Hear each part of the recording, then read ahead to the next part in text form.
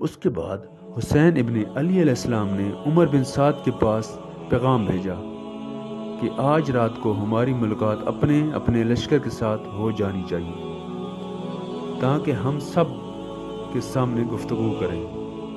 عمر بن سعد اس پیغام کے مطابق رات کو ملا۔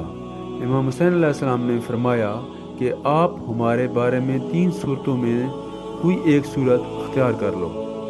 نمبر 1، میں جہاں سے آیا ہوں وہیں واپس چلا جاؤں۔ نمبر 2، میں یزید کے پاس پہنچ جاؤں اور خود اس سے اپنا معاملہ طے کروں۔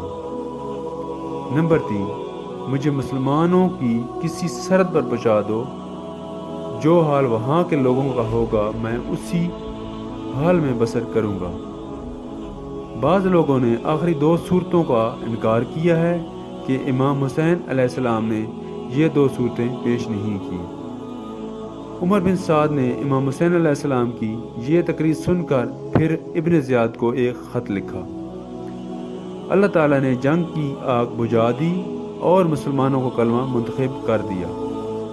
مجھے حسین نے 3 صورتوں کا اختیار دیا ہے اور ظاہر ہے کہ ان میں آپ کا مقصد پورا ہوتا ہے اور امت کی اس میں صلاح و فلاح ہے۔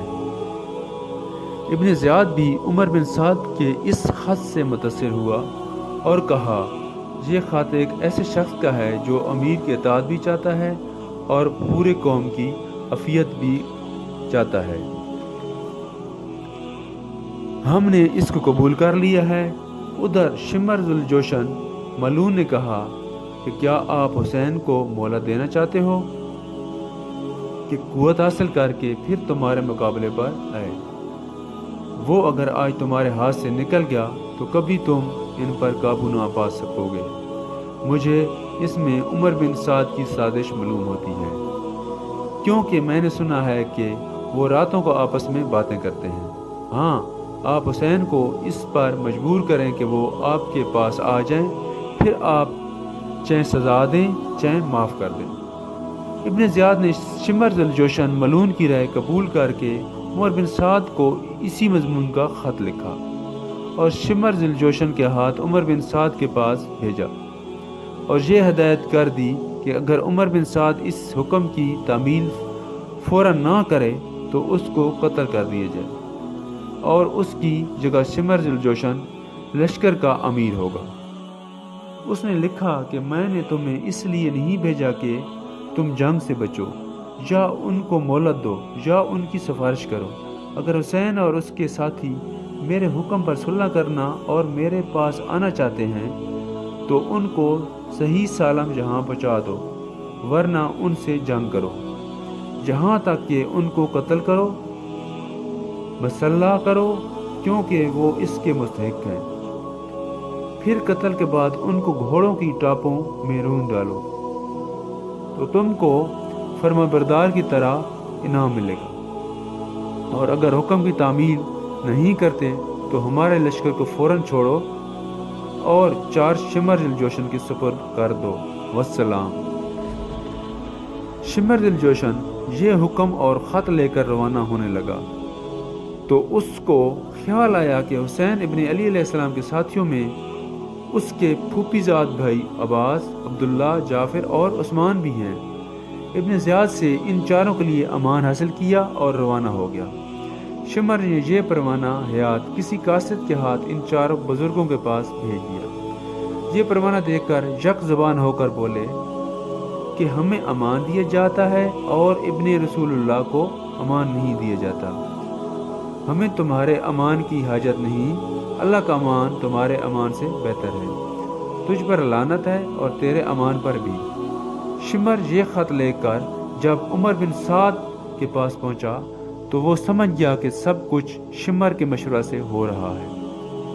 کہنے لگا کہ تم نے بڑا ظلم کیا ہے کہ مسلمانوں کا کلمہ متفق ہو رہا تھا اس کو ختم کر کے قتل و قتال کا بازار گرم کر دیا۔ بالآخر امام حسین ابن علی علیہ السلام کو پیغام پہنچایا گیا تو آپ علیہ السلام نے اس کو قبول کرنے سے انکار کر کے فرما دیا کہ اس ذلت سے موت بہتر ہے۔ شمر ذوالجوشن ملعون اس محاذ پر محرم کی 9ویں تاریخ کو پہنچا تھا۔ امام حسین ابن علی علیہ السلام اس وقت اپنے خیمے کے سامنے بیٹھے ہوئے تھے۔ اسی حالت میں کچھ اونگ آ کر آنکھ بند ہو گئی اور پھر ایک آواز کے ساتھ بیدار ہو گئے۔ آپ علیہ السلام کی ہمشیرہ سیدہ زینب بنت علی سلام اللہ علیہا نے یہ آواز سنی تو دوڑی آئی۔ وجہ پوچھی، فرمایا کہ میں نے اپنے نانا رسول خدا امام الانبیاء جناب محمد رسول اللہ صلی اللہ علیہ وسلم کو خواب میں دیکھا ہے۔ فرمایا کہ آپ ابھی ہمارے پاس آنے والے ہیں۔ ہمشیرہ یہ سن کر رو پڑی۔ امام نے تسلی دی۔ اسی حالت میں شمر کا لشکر سامنے آ گیا۔ آپ علیہ السلام کے بھائی حضرت عباس علیہ السلام آگے بڑھے اور حریف مقابل سے گفتگو کی۔ اس نے بلا مہلت قتال کا اعلان سنایا۔ حضرت عباس علیہ السلام نے آ کر حسین بن علی علیہ السلام کو اطلاع دی۔ امام حسین علیہ السلام نے فرمایا کہ ان سے کہو کہ آج کی رات قتال ملتوی کر دو تاکہ میں آج کی رات وصیت اور نماز و دعا اور استغفار کر سکوں۔ شمر ملوم اور عمر بن سعد نے اور لوگوں سے مشورہ کرنے کے بعد مہلت دے دی اور واپس ہو گئے۔ امام حسین علیہ السلام نے اپنے اہل بیت اور اصحاب کو جمع کر کے ایک خطبہ دیا جس میں فرمایا، میں اللہ تعالیٰ کا شکر ادا کرتا ہوں راحت میں بھی اور مصیبت میں بھی۔ یا اللہ، میں آپ کا شکر ادا کرتا ہوں کہ آپ نے ہمیں شرافت نبوت سے نوازا اور ہمیں کان اور آنکھ اور دل دیا جن سے ہم آپ کی آیات سمجھیں، اور ہمیں آپ نے قرآن سکھایا اور دین کی سمجھ عطا فرمائی، اور ہمیں آپ نے اپنے شکر گزار بندوں میں داخل فرمایا۔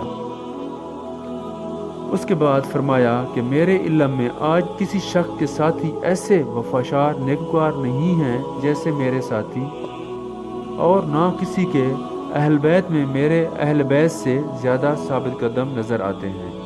آپ لوگوں کو اللہ تعالیٰ میری طرف سے جزا و خیر عطا فرمائے۔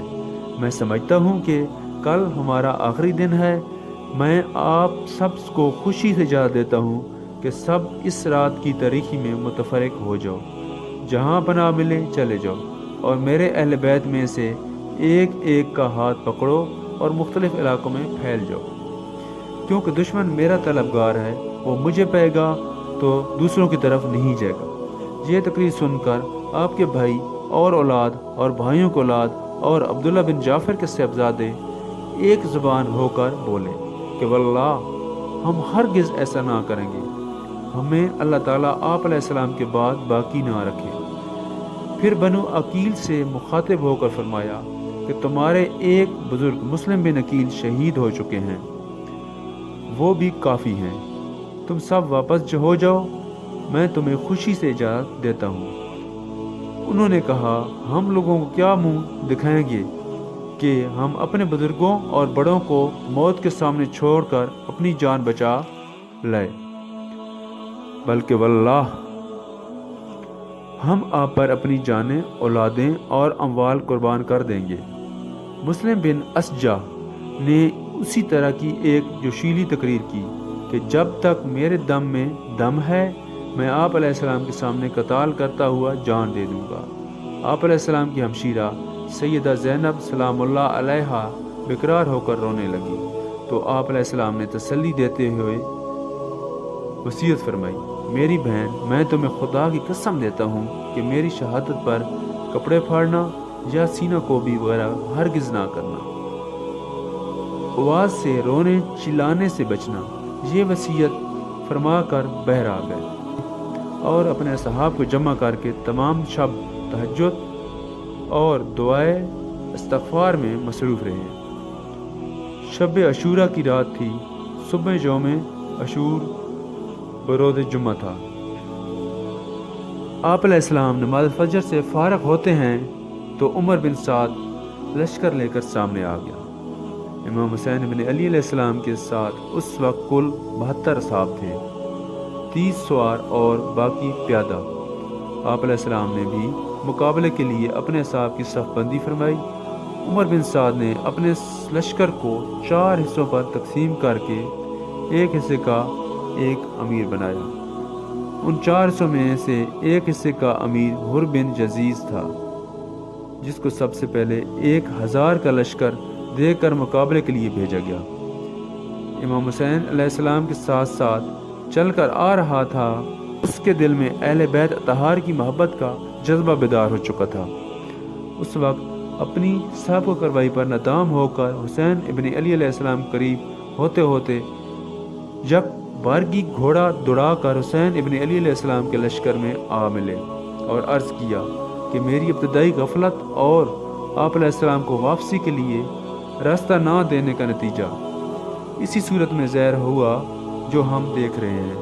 واللہ مجھے یہ اندازہ نہ تھا کہ یہ لوگ آپ علیہ السلام کے خلاف اس حد تک پہنچ جائیں گے اور آپ علیہ السلام کی کوئی بات نہ مانیں گے۔ اگر میں یہ جانتا تو ہرگز آپ علیہ السلام کو نہ روکتا۔ میں تیار ہو کر آیا ہوں، اس لیے اب میری سزا اور توبہ یہی ہے کہ میں بھی آپ علیہ السلام کے ساتھ قتال کرتا ہوا جان مال دے دوں، اور ایسا ہی ہوا۔